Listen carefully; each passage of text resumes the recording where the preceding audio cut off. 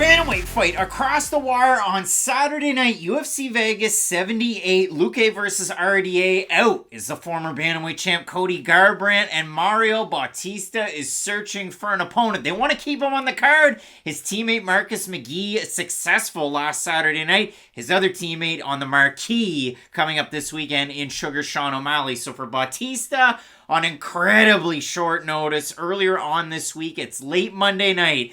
In is the monster Damon Blackshear. And listen, the fans know Blackshear at this point. Fight Night Picks has been all over it. You guys were excited about Blackshear fighting last weekend against Jose Johnson, the third ever twister in UFC history. He got it done in the first round. He picked up a $50K bonus, and he wanted more. He wants to be back in action, and this is only the second time that we've seen this in recent UFC history. A fighter taking a fight on a week's notice, or a week and then the next week. The last time that happened, it was fellow Canadian Lupe Godinez. She takes on Silvana Gomez-Wados, who entered into their matchup at strawweight on 4 days' notice. So it's wrestler against striker, as was Blackshear versus Johnson.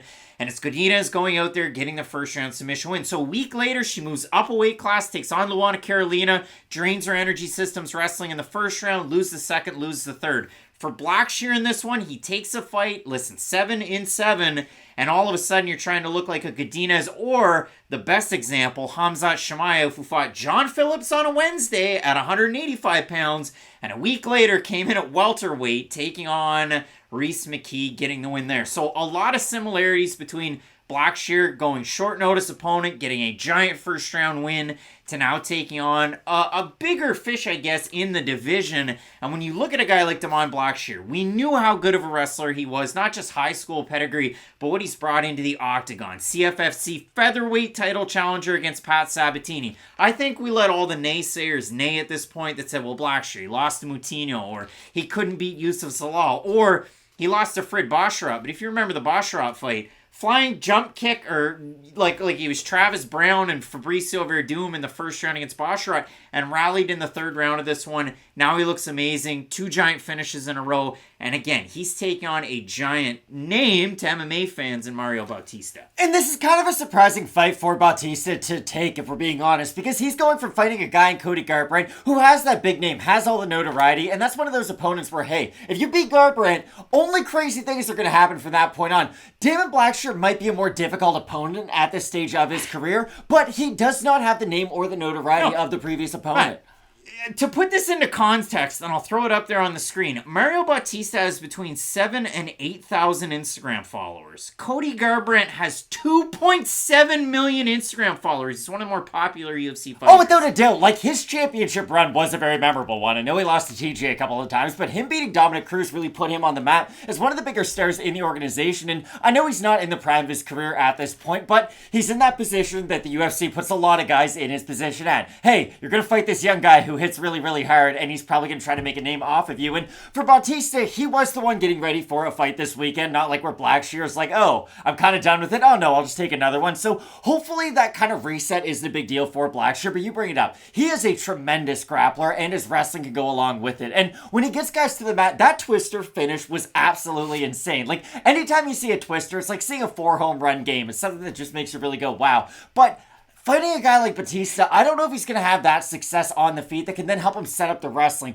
I do worry about him absorbing some of those power shots from a guy like Bautista, because we've seen it. He does have good power in his hands, and the last time out, listen, your guy, Gato Canetti, he has been he's been a hurdle that's been a little bit too high for a lot of prospects, you know? I know he's 41 years old, but not everybody's able to beat him. And the way that Bautista was able to go out there and get that nice submission win his last time out was very impressive, because we didn't just see the hands that time. And when you look at both of these guys, for Damon Blackshear, I touched on it last week when I made the solo video with him. It's a lot of in and out, cutting on angles, circling away. He doesn't move straight back. You worry a little bit because he keeps his hands at about chin height, but he leaves his head up because he's a taller guy at bantamweight. So we'll see how that plays out for Blackshear. But the counter striking's there, the volume's there, the cardio's there for 5 rounds, let alone for 3. We'll just see how a double weight cut affects them. And on the UFC's website, as of Tuesday night when we film this, they say this is going to be a bantamweight bout. So we'll see if it ends up at maybe a 140 catch weight. But if it's a bantamweight double weight cut in 7 days,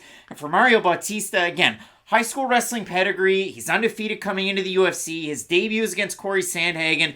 He gets bopped a little bit by Sandhagen early, and then if you remember, he's the one that's slamming Sandhagen, gets caught in an inverted triangle, gets out, and as soon as he gets out, he gets popped into an armbar and submitted. He wins some fights, and then he takes on Trevin Jones. He wins the first round, and then in the second round, Bautista plants his feet. He looked like a little bit like Vitor Belfort with the haircut that he had that night. Goes big time right hand, and at the same time, Jones just pops his right out there from southpaw. It catches Bautista on the chin. He falls down, and you have Brock Lesnar hammer fist. The fight's over now. He's won 4 fights in a row. He's had finishes to boot. The Benito Lopez fight was a performance I feel bonus. like the Jones performance is one of those kind of anomaly, like, this is my worst day and they're the other guy's best day. Like, I think that is a telling loss, don't get me wrong, but it's a loss that he definitely has used to get better from. And we've touched on, the wrestling lineage of Bautista, the teammates that he has at the MMA lab, the other guy that he has there that was supposed to fight last week, D1 All-American 3 times over, Bryce Meredith in the lower weight class as well. Couldn't make the walk with Bellator, but you look at both these guys, very, very active on the feet. I think, and I'm not just selling wolf tickets here, I think this is going to be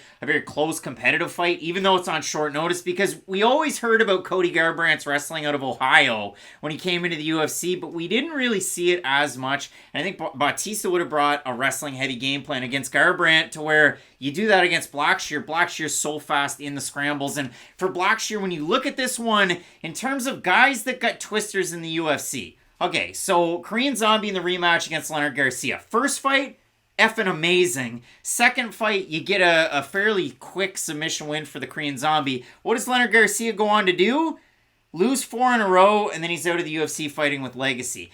Bryce Mitchell goes on to take on Matt Sales. Submits him in the first round. Matt Sales takes 2 years off, tells everybody in the interviews he got up to 205 pounds, then he got submitted by Jordan Levitt in an inverted triangle. So if you get caught in one of these twister submissions, your UFC career goes off the rails by recent memory of those 2 other guys that it's happened to. So we'll see what happens to Jose Johnson.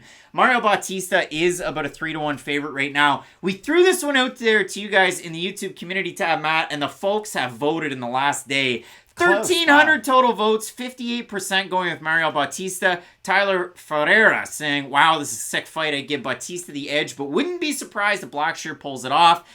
We've got Morelli in my coffee saying, Demon all day. It's actually better than the Bautista-Garbrandt fight. There's a lot of you guys that have been filling it out in that community tab, so we thank you for that one. But Matt, a tough fight for both of these guys. Who's the pick here? I do have Mario Bautista. I think on the feet and on the mat, he can at least match what Blackshear's able to do. But if Blackshear does make this more of a cardio-based fight and not just, hey, we get into an exchange, it's kind of a 50-50 and we'll go from there. Because Blackshear with a full training camp, I think, would make this a very close fight. I think the odds would be much closer than where they are right now. But I do think with the slight short notice nature of it, you bring it up. The weight cuts back-to-back is a little bit concerning. Some guys are able to do it. Other guys like Tony Ferguson haven't been able to in the past. So I do have Bautista, but I agree with you. I think this is going to be a really close and competitive fight. I think Bautista can keep it steady with his leg kick. He always likes to show that flying knee. I know he got finished by flying knee in the UFC, but he always shows the flying knee, and he is really good with that right hand once he connects. I think he's a little bit more pitter-patter the longer he's been at the MMA lab, which is wild to say,